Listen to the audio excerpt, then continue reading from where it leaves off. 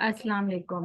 आज हम नए फंक्शनल एनालिसिस से रिलेटेड जितने भी एमसीक्यूज हैं उनको स्टडी करना है। तो चलिए स्टार्ट करते हैं। सबसे पहला हमारे पास एमसीक्यूज ये है कि अगर हमारे पास कोई से भी दो सीक्वेंसेस हैं, सपोज किया कि वो एक्स एन और वाई एन हमारे पास सीक्वेंसेस हैं, तो हमें यहाँ से खुद देख के पता चल रहा है, उसने पूछा है कि अगर आपके पास दो सीक्वेंसेस इक्वल हैं तब आपके पास इनमें से कौन सी कंडीशन ट्रू होगी। आपने देखा कि अगर दो सीक्वेंसेस इक्वल हैं तो इसका मतलब ये है कि उस सीक्वेंसेस के जो एलिमेंट्स हैं वो भी इक्वल होंगे, क्योंकि अगर दो सीक्वेंसेस इक्वल हैं सो इट मींस उनके एलिमेंट्स भी इक्वल होंगे। सो दैट इज व्हाई हमने बी ऑप्शन पे टिक लगाया है कि x n equals to y N.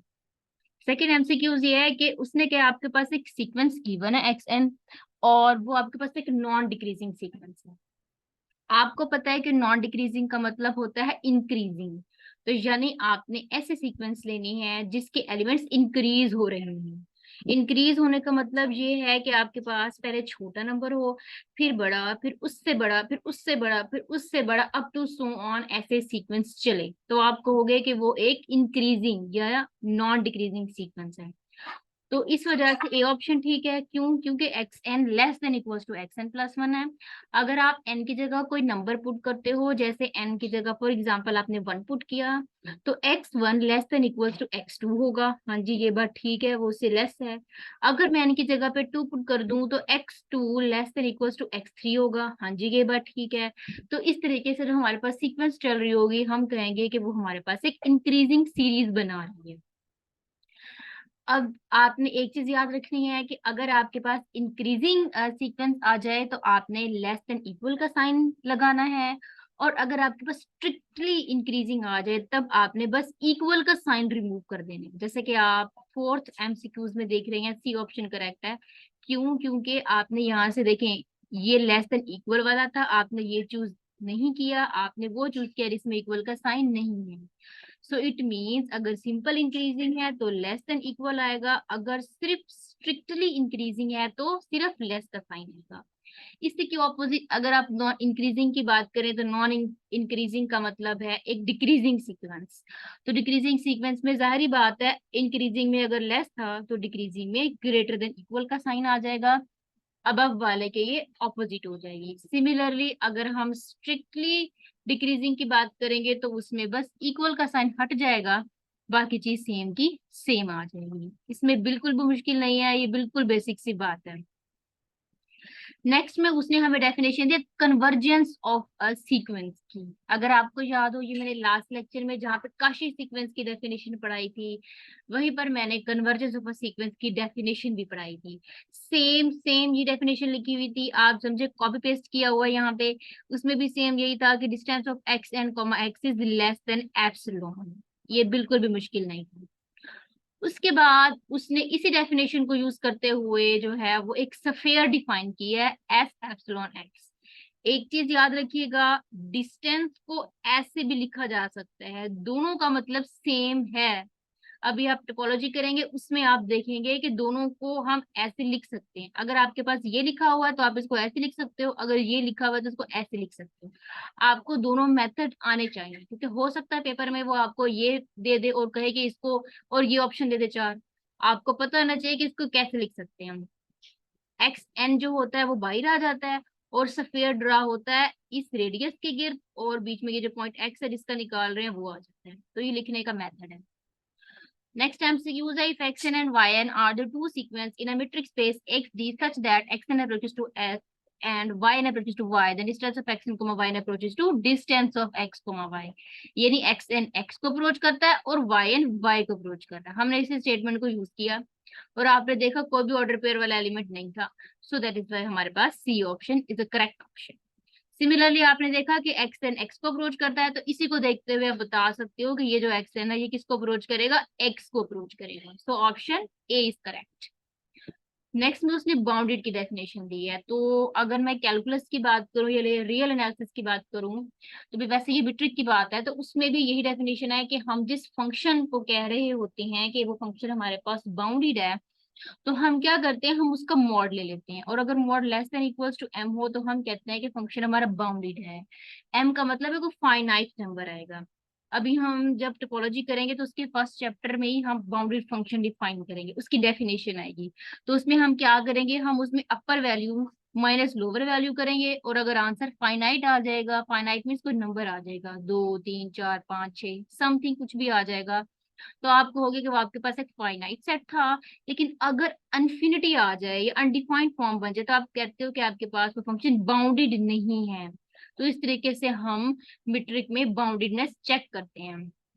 So that is why same उसी कैलकुलस रियल की तरह आप यहाँ पे कहते हो कि function less than equals to m है।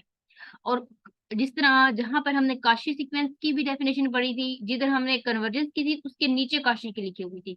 तो काशी सीक्वेंस की डेफिनेशन ये उसने सेम कॉपी पेस्ट की हुई है कि अगर डिस्टेंस ऑफ एक्स एम को एक्स एन हो तो वह लेस देन एप्सिलॉन होता है। ये बिल्कुल भी मुश्किल नहीं है, अगर आप चाहे तो एक नजर में बगैर स्टेटमेंट पढ़े टिक लगा सकते हैं कि ये ऑप्शन करेक्ट ऑप्शन है। अगला एमसीक्यू उसने कहा है द सीक्वेंस -1 होल की पावर n इज। अब देखो, सबसे पहले लिखा है -1 होल की पावर n, n यहाँ पे कोई नेचुरल नंबर है। अगर आप खुद सोचे n की वैल्यूज पुट करना स्टार्ट करें, n को पुट करें 1 आएगा आंसर -1, n को पुट करो 2 आएगा 1। यानी अगर मैं ऑड नंबर पुट करूं तो -1 आ रहा है, इवन नंबर पुट करूं तो 1 आ रहा है। सो इट मींस आंसर मेरा ऑसिलेट कर रहा है दो वैल्यूज के दरमियान में। वो दो वैल्यूज कौन सी है, 1 और -1 के दरमियान में। और अगर आपको याद हो बाउंडेड क्या होता है, फंक्शन कोई बाउंडेड तब होता है जब उसका अपर बाउंड और लोअर बाउंड एग्जिस्ट करता है। आप देख रहे हो अपर बाउंड इसका 1 है, लोअर बाउंड इसका -1 है। फिर आपने देखा कि इसका मतलब यह है कि फंक्शन बाउंडेड हो सकता है। फिर आपने बी की तरफ देखा, कन्वर्जन का जिक्र किया गया है। तो कन्वर्जन का मतलब ये है कि आपकी जो सीक्वेंस है वो किसी एक नंबर को कन्वर्ट करे, किसी एक पॉइंट को कन्वर्ट करे। लेकिन आपने खुद देखा कि ऊपर नंबर जो है वो एक वैल्यू को कन्वर्ट नहीं कर रहा बल्कि दो वैल्यूज को कन्वर्ट कर रहा है, एक 1 और दूसरी -1। So it means this is not a convergent series, आप कन्वर्जन नहीं कह सकते। अनबाउंडेड भी नहीं है ये। कांस्टेंट, सारी बात है कि कांस्टेंट नंबर नहीं आ रहा, एक कांस्टेंट नंबर नहीं आ रहा, दो नंबर आ रहे हैं, तो कोई कांस्टेंट आंसर नहीं आ रहा। सो इट मींस हमारे पास ये सीक्वेंस बाउंडेड सीक्वेंस है। सिमिलरली आप इसके लिए भी चेक करोगे, एन की वैल्यूज चेक करोगे, दो वैल्यूज के दरमियान फंक्शन रिवॉल्व करेगा तो आप कह दोगे कि वो आपके पास बाउंडेड फंक्शन है। नेक्स्ट में 1/n की सीक्वेंस है, ये बिल्कुल बच्चों वाली बात है, आपको पता है ये तो हर जगह इजीली पूछी जाती है ये एग्जांपल, सो इसको वैसे याद रखिएगा। उसने कहा 1/n है, n की जगह वैल्यूज पुट करना स्टार्ट करो, n की जगह 1 पुट करोगे 1 आएगा, 2 पुट करोगे 0.5 आएगा, up to so on 0 point something something आ जाएगा। आप एक चीज वहां पे नोट करोगे कि आपकी वैल्यू जैसे ही आप n की वैल्यू इंक्रीज करते जा रहे हैं तो बड़े की वजह से वैल्यू छोटी होती जा रही है, तो इट मीन्स हम बड़े से छोटे की तरफ जा रहे हैं। तो इसलिए आप कहोगे कि वो डिक्रीजिंग है क्योंकि वैल्यू बड़े से छोटे की तरफ जा रही है। और स्ट्रिक्टली का मतलब है इक्वल का साइन नहीं आएगा, नहीं आएगा। इक्वल के साइन ना आने का मतलब ये है कि कोई भी दो वैल्यूज इक्वल नहीं होंगी। क्यों इक्वल नहीं होंगी, क्योंकि आपको सोचो जब आप एन की वैल्यू चेंज करते जा रहे हो तो जाहिर बात है फ्रैक्शन चेंज होती जाएगी। और अगर डिफरेंस भी होगा आगे जाके तो 0.009, 0.007, 0.008, मतलब थोड़ा बहुत माइनर सा फर्क होगा, एग्जैक्ट इक्वल आंसर नहीं आएगा। सो दैट इज वाई आप कह सकते हो कि वो आपके पास स्ट्रिक्टली डिक्रीजिंग सीक्वेंस है। सिमिलरली इधर आप एन की वैल्यूज चेक करो तो वो एक स्ट्रिक्टली इंक्रीजिंग सीरीज बन जाएगी। ये बिल्कुल बेसिक सी बात है, आप एन की वैल्यूज बस चेंज करके खुद चेक कर सकते हैं। नेक्स्ट में उसने दिया कि अगर एक्स एन और वाई एन आपके पास दो सीक्वेंसेस हैं कि सिमेट्रिक स्पेस में, तो distance of x n comma y n approach distance of x comma y. ये पीछे एक एमसीक्यू रिपीट हो चुका है, देखिए याद होगा आपको, इसमें उसने ये चीज दी थी, बस ये नहीं दिया था, बट अब उसने फुल लिख दिया है, सो ये कोई मसले की बात नहीं है। नेक्स्ट है कि if a convergent sequence the metric space has infinitely many distinct terms, then its limit is the dash of the set of the terms of the sequence is the limit point। ये option correct है, ये definition लिखी हुई limit point की। अगर आपको कुछ याद हो लिमिट पॉइंट में क्या होता है कि आप जिस पॉइंट के लिए चेक कर रहे थे कि वो लिमिट पॉइंट है कि नहीं है, आप उसे की एक ओपन स्फीयर ड्रॉ करते हैं, फिर आप कहते हैं कि वो जो ओपन स्फीयर है उसमें इनफाइनाइटली मेनी पॉइंट्स आते हैं। सो इनफाइनाइटली से मुझे पता चला कि ये लिमिट पॉइंट की डेफिनेशन है। नेक्स्ट है a convergent sequence in a metric space is bounded. ये एक थ्योरम की स्टेटमेंट है कि हर जो कन्वर्जेंट सीक्वेंस होती है वो बाउंडेड होती है, लेकिन जो हमारे पास बाउंडेड होती है वो लाजमी नहीं है कन्वर्जेंट, मे और मे नॉट का केस है। और दूसरा आपने काशी सीक्वेंस की डेफिनेशन पढ़ी थी कि काशी सीक्वेंस एक ऐसी सीक्वेंस होती है जिसके अंदर जो भी सीक्वेंस है वो कन्वर्जेंट होती है, वो उसके अंदर ही कन्वर्ज करती है। तो इस वजह से ये आपको खुद देख के पता चल गया कि काशी सीक्वेंस की डेफिनेशन लिखी हुई है। नेक्स्ट में देखिए फिर से वो बाउंडेड की डेफिनेशन हमारे पास रिपीट हो गई है, distance of x and comma less than equals to m है, ये मुश्किल नहीं है। अब नेक्स्ट में उसने -1 होल की पावर n दी है और ये कहा है कि ये बताओ ये सीक्वेंस में से कौन सा मीट्रिक इसके ऊपर डिफाइंड है, मतलब ए बी सी डी में से कौन सा ऑप्शन ठीक है। आपने अब यहाँ पर क्या करना है, आपने यहाँ पे उसको डिस्टेंस लेकर चेक करना है। अब आप कैसे चेक करोगे, आपने इस ऑप्शन में देखा, आपने आपको पता था कि इसकी वैल्यू 1 और -1 के दरमियान में रिवॉल्व